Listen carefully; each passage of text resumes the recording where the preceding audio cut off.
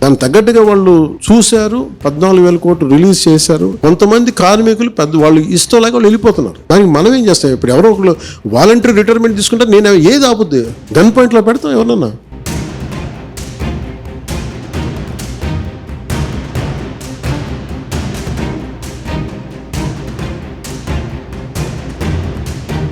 అంటే ఎప్పుడు దీంట్లో సమస్య ఎక్కడ ఉంది స్టీల్ ప్లాంట్కి? ఎప్పుడు అంటే ఒకటి ఉత్పాదకత లేకుండా పెట్టుబడి 1,000 కోట్లు 10,000 కోట్లు పెట్టుబడి పెట్టి పీనట్స్ నుంచి వస్తుంటే ఖచ్చితంగా నష్టం అది ఎప్పటికైనా సరే.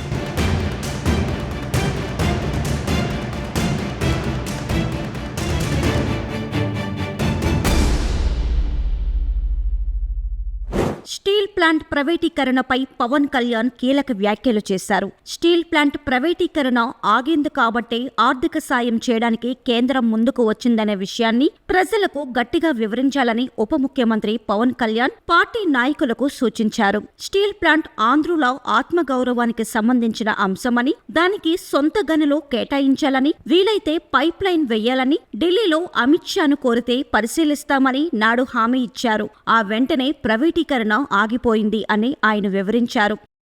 విశాఖ ఉక్కు ఆంధ్రుల హక్కు. ఏ ఆంధ్రుల హక్కు అంటే ఉమ్మడి ఆంధ్రప్రదేశ్ హక్కు ఇది. అంటే ఎందుకు చెప్తున్నానంటే, ఈ పోలీస్ కాల్పులో చనిపోయిన వాళ్ళలో తెలంగాణ జగిత్యాలకు చెందిన సాయిరాం ఇది ఉందండి, జగిత్యాలైంది. అంటే ఇది విశాఖ ఉక్కు ఆంధ్రుల హక్కు. It's not just about Andhra, ఇది ఎంటైర్ తెలుగు ప్రైడ్, ఒక ఉమ్మడి ఆంధ్రుల హక్కు ఇది. అలాంటిది ప్రైవేటైజేషన్ జరుగుతున్నప్పుడు ఇది నేను 2 సందర్భాలు, మన కోన తాతారావు గారు ఎక్కడున్నారు, కోన తాతారావు గారు ఉన్నారు, మీటింగ్ పెట్టాం. తర్వాత అధికారంలోకి వచ్చిన తర్వాత మళ్ళీ మొన్న కూడా మనం మాట్లాడాం. ఇది ఇంకా ప్రైవేటైజేషన్ ఆపక ముందు గత ప్రభుత్వాన్ని నడిపిన వాళ్ళ అధినాయకత్వం తెలుసు. అప్పుడు ముఖ్యమంత్రికి విభజన సమయంలో విడిపోవడానికి ఒప్పుకోవట్లేదని ప్లే కార్డు పట్టుకోవడం ఎలా పట్టుకున్నారంటే అప్పుడు టీవీలో చూపించారు. దొంగచాటుగా సోనియా గాంధీ గారు చూడకుండా, ఆవిడ కనుపంట పడకుండా, ఆవిడ కళ్ళలో పడకుండా తిప్పారు. మీరు ఆ విజువల్ ఉంటుంది చూడండి. అంటే ఇది ఎందుకు చెప్తున్నానంటే, మీరు ఇక్కడ ఎన్నైనా మాట్లాడతారు, ఇక్కడ వెళ్ళి పొడి చేస్తాం, చంపేస్తాం, ఇది చేసేస్తాం, మెడల్ ఉంచి తీసుకొస్తాం, అలా ఇక్కడేం జరగదు. అక్కడ ఢిల్లీ అది కుదరదు. అట్లా ఇక్కడ ఎన్నైనా మాట్లాడచ్చు. వీళ్ళు కథలు అక్కడ చెప్తారు ఇట్లా. సో ఇలాంటి వ్యక్తి స్టీల్ ప్లాంట్ 151 సీట్లు ఇచ్చిన వ్యక్తి స్టీల్ ప్లాంట్ని ప్రైవేటైజ్ చేస్తారంటే ఏం చేయలేదు. వాళ్ళు ఏమి చేయకపోగా వచ్చి కార్మిక నాయకులతో ఏం మాట్లాడారంటే, స్టీల్ ప్లాంట్ కార్మిక నాయకులతోటి మీరు వదిలేసుకుని మీకు ఇండివిజువల్ ప్లాట్స్ చేసేస్తాను, మీకు కొంత ప్లాట్లు ఇచ్చేస్తాను, మీకు ఇన్ని కోట్లు వస్తాయంటే చాలామంది కార్మిక సంఘాల నాయకులు ఇది ఒప్పేస్తున్నారు. కొంతమంది, నేను ఇది మొన్న క్రాస్ చెక్ చేసుకున్నాను. మళ్ళీ మన ఆఫీసులో నేను పదవి తీసుకున్న తర్వాత మాట్లాడినప్పుడు అది మేము చేయలేదని కొంతమంది చేశారు, బట్ కొంతమంది చేశారు. ఇప్పుడు ప్లాంట్ను ప్రైవేటీకరణ చేస్తున్నారని గొడవలు చేస్తున్న కార్మిక సంఘాలు వైసీపీ హయాంలో ఎందుకు ఆందోళన చేయలేదని ఆయన ప్రశ్నించారు. కార్మిక సంఘాల చిత్తశుద్ధిపై కూడా అనుమానాలు ఉన్నాయన్నారు. సీఎం ఉండగా జగన్ పలు సంఘాల నాయకులతో సమావేశమై ప్లాంట్ ప్రైవేటీకరణకు సహకరిస్తే కొందరికి ప్లాట్లు ఇస్తామని ఆశ పెట్టగా దానికి వారు తలలు ఊపారనే సమాచారం ఉందన్నారు. అలాంటి నాయకులే ఇప్పుడు కేంద్రం 14,000 కోట్లు సాయం చేసినా ఇంకా ఆందోళనలు చేస్తున్నారని ఆరోపించారు.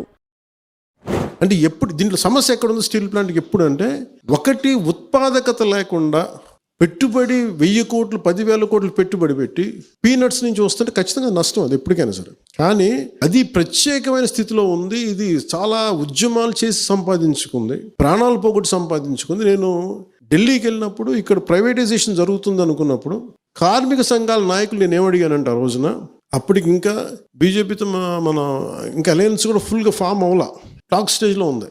అలాంటి సమయంలో నేను ఏం చెప్పానంటే, వెళ్ళి అంటే మీకు తెలుసు, మీకు ఈ దేశంలో ఎవరన్నా సరే అమిత్ షా గారితో ఎవరైనా గొడవ పెట్టుకుంటారండి, వీళ్ళు అమిత్ షా గారికి నేను ఖచ్చితంగా అభిప్రాయం చెప్పండి. ఎందుకు అభిప్రాయం చెప్పలేరంటే, ఆయన భయపెడతారని కాదు, ఆయన అడిగే ప్రశ్న వీళ్ళ దగ్గర సమాధానం ఉండదు. వాళ్ళు ఏం కూర్చోబెట్టి భయపెట్టడం బెదిరించడం ఏం చేయరు ఆయన.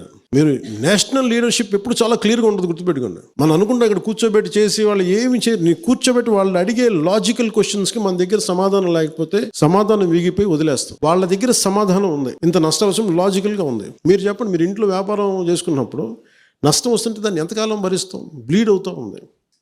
నష్టాల్లో ఉన్న సంస్థలు వీఆర్ఎస్ ఇవ్వడం సహజమని, ఇష్టం లేని ఉద్యోగులు దానిని తీసుకుని వెళ్లిపోతారని, దానిని తప్పుపట్టడం తగదని పవన్ కళ్యాణ్ అన్నారు. ఉండలేమని అనేవారిని తుపాకీ పెట్టి ఆపలేం కదా అని ప్రశ్నించారు. స్టీల్ ప్లాంట్ మళ్లీ ప్రైవేటీపరం అవుతుందంటూ చేస్తున్న ప్రచారాన్ని పార్టీ నాయకులు తీవ్రంగా ఖండించాలని, మౌనంగా ఉండడం తగదని హెచ్చరించారు. దానిపై పార్టీ రాజకీయ వ్యవహారాల కమిటీ సూచనలు చేస్తుందన్నారు. మేము వెళ్ళి ఏం చెప్పామంటే, నేను మనోహర్ గారు వెళ్ళి ఢిల్లీ మన సౌత్ బ్లాక్కి వెళ్ళాం, పార్లమెంట్లోకి వెళ్ళాం. చాలా బిజీ షెడ్యూల్ టైం ఇచ్చారు.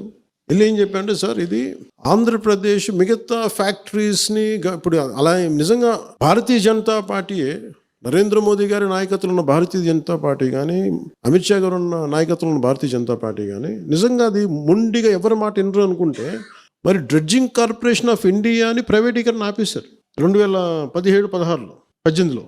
వాళ్ళు చెప్పారు నాకు, నువ్వు తీసుకొచ్చిన పాయింట్ నువ్వు ప్రజెంట్ చేసింది మాకు నచ్చింది. నేనేం చెప్పానంటే, దానికి ప్రాఫిట్లో ఉన్నది మీరు దయచేసి చేయకండి సార్ అని వెంటనే విన్నారు.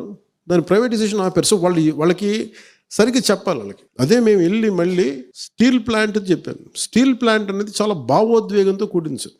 అలాగని మీరు గుడ్డిగా మిమ్మల్ని చేసేయమని చెప్పట్లా, కానీ దీని వెనకున్న మొత్తం మీరు ఒకసారి స్టడీ చేసి ఏ మాత్రం కుదిరితే దానికి ఒక మైన్స్ కేటాయించండి.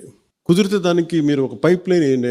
ఎక్కడైతే మైనింగ్ సోర్స్ ఎక్కడ ఉందో మన ఒరిస్సా నుంచి ఇక్కడి నుంచి ఒక పాసిబుల్ ఒక మైనింగ్ పైప్ వేయండి, ఐరన్ ఓర్ పైప్ వేయండి. ఒక సొంత గనులు లేవు, క్యాప్టివ్ మైన్స్ కనుక మీరు ఇవ్వగలిగితే ఇలా ఉంటుందని చెప్పి మొత్తం ప్రజెంట్ చేసి పట్టుకొచ్చాం. గతంలో 2018లో డ్రెడ్జింగ్ కార్పొరేషన్ ఆఫ్ ఇండియా అంటే డీసీఐను ప్రైవేటీకరణ చేస్తామని ప్రకటించినప్పుడు బీజేపీతో జనసేనకు పొత్తు లేదని, అయినా ఢిల్లీకి వెళ్లి కేంద్ర పెద్దలతో మాట్లాడానని ఆయన గుర్తు చేశారు. లాభాలు సాధించే సంస్థను అమ్మడం తగదని తాను విజ్ఞప్తి చేయగా వెంటనే ప్రైవేటీకరణను ఆపేశారన్నారు. జాతీయ నాయకత్వం చాలా లాజికల్ గా ఉంటుందని, వారు అడిగే ప్రశ్నలకు సమాధానం చెప్పినప్పుడే అర్థం చేసుకుని సహకారం అందిస్తారని, లేదంటే వెళ్లిన పని పూర్తి కాదన్నారు. నాటి సీఎం జగన్ ఢిల్లీకి వెళ్లినప్పుడు ఒక్కసారైనా స్టీల్ ప్లాంట్ ప్రైవేటీకరణ ఆపాలని అడిగారా అని ప్రశ్నించారు. వారికి కేసుల భయం ఉంది కాబట్టే కేంద్రాన్ని ప్రశ్నించలేకపోయారని పవన్ కళ్యాణ్ వ్యాఖ్యానించారు. మళ్ళీ ప్రైవేటీకరణ జరుగుద్ది అనుకుంటే నేను మళ్ళీ అందరిని కూర్చోబెట్టి మన కొన్నతాతర గారి ఆధ్వర్యంలో అందరూ వస్తే ఇదే చెప్పాను, నేను కేసు ప్రజెంట్ చేస్తాను. మేము వెళ్ళి మళ్ళీ ప్రజెంట్ చేస్తే దానికి 10,000 crores ఎంతో ఇప్పుడు పంపించారు, 14,000 crores. అది స్వయంగా మోడీ గారు వచ్చి ఇక్కడ చెప్పెళ్ళారు. ఇది వెనక్కి వెళ్ళడం అంటే ఏం లేదు. కాకపోతే ఏంటంటే, మీరు కార్మిక సంఘాల్లో కూడా ఎంత త్రికరణ శుద్ధిగా ఉన్నారు, మీరు ఎంత చిత్తశుద్ధిగా ఉన్నారు. ఈరోజు మాట్లాడే వాళ్ళు ఎంతమంది మాట్లాడుతున్నారు ఇంకా విజువల్ చూడలేదు, కానీ అసలు గత ప్రభుత్వం చేసిన వాళ్ళు మీరు గొంతు తెరవలేదు ఆ రోజున. ఆ రోజు సోనియా గాంధీ గారికి మీ రాష్ట్ర విభజన జరుగుతుంటే మీరు ప్లే కార్డు చూపించడానికి భయపడ్డ వాళ్ళకి మీకు ఢిల్లీలో మీకు ఏం ధైర్యం ఉంది? ఇన్ని కేసులు పెట్టుకొని మీరు ఎక్కడ ధైర్యంగా మాట్లాడగలరు? మీరు కేసులను ఎక్కడ ప్రజెంట్ చేయగలరు? మీరు నాకు ఆ భయాలు లేవు. నాకు ఉంటే పదవి ఉంటే పోద్ది, లేదంటే వదిలేస్తాను. నాకు లీజ్ బాధ. నాకు కాదు, నా బాధ్యత. నాకు పదవిని బాగా చేస్తాను అంతే.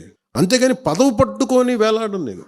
పదవి లేకపోతే నాకేమి ఏదైనా కూర్చోబెట్టి నాకేమైనా కేసులో ఇంకోటో నన్ను ఆమ్ ట్విస్ట్ చేయడం నా దగ్గర ఏం లేవు, పెట్టుకోను అలాంటివి నేను బేసిక్గా. అందుకే నేను చాలా ధైర్యంగా మాట్లాడుతూ చాలా కరెక్ట్ సరిగ్గా చెప్తాను విషయాన్ని. దానికి తగ్గట్టుగా వాళ్ళు చూశారు. 14,000 కోట్లు రిలీజ్ చేశారు. కొంతమంది కార్మికులు వాళ్ళు ఇష్టం లేక వాళ్ళు వెళ్ళిపోతున్నారు. దానికి మనం ఏం చేస్తాం? ఇప్పుడు ఎవరో ఒకరు వాలంటరీ రిటైర్మెంట్ తీసుకుంటారు. నేను ఏది ఆపుద్ది? గన్ పాయింట్లో పెడతాం ఎవరన్నా. చాలామంది వాలంటరీ రిటైర్మెంట్ తీసుకొని చాలామంది ఉద్యోగాలు వదిలేస్తారు. దీన్ని వీళ్ళు గొడవ చేస్తున్నారనే దాన్ని మీరు 100% ఒకటి బయటికి చాలా బలంగా చెప్పండి. ఇంక్లూడింగ్ మన సభ్యులందరూ, మన ఎమ్మెల్యేలు కానీ, ఎమ్మెల్సీలు కానీ, ఎంపీలు కానీ మీరు చాలా బలంగా మాట్లాడాలి. మీరు మాట్లాడకపోతే ఏమవుతుంది, ఒకసారి కొన్ని విషయాలు మీరు కొన్ని పెద్ద విషయాలు అందరూ కలిసి మాట్లాడాలి. It will come from the party directive. మీరు అందరూ కలిసి ఏ స్థాయిలో ఇది మాట్లాడటం అలవాటు చేసుకోండి. అందరూ 1 year నుంచి సైలెంట్గా ఉన్నాం. మీరు సైలెంట్గా ఉన్నాం ఎందుకంటే మీరు యువర్ ఎలక్టెడ్ రిప్రజెంటేటివ్. చాలామందికి లేని మీకు ఒక పొజిషన్ మీకు ఇచ్చారు. And you have to represent their aspirations. మీరు గొంతు మాట్లాడాలి. అందుకే మీకు ప్రాపర్ డైరెక్టివ్ ఉంటుంది.